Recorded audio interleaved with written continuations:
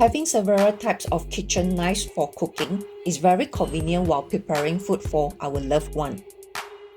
But some people may concern that because the knives are sharp, it will form a sachi, also called as a negative energy, that may bring a problem or the challenges for the people who are staying in this house. Actually, this is a feng shui myth. Kitchen knife is not the feng shui item that causes the sachi. Unless you have a super huge size of the kitchen knife in your house, then yes, will form the sachi and may not benefit for the people who are staying in this house. I hope this video has been helpful for you.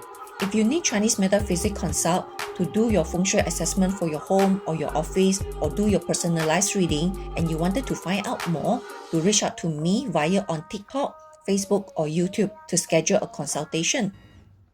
And don't forget to like and follow for more tips and tricks.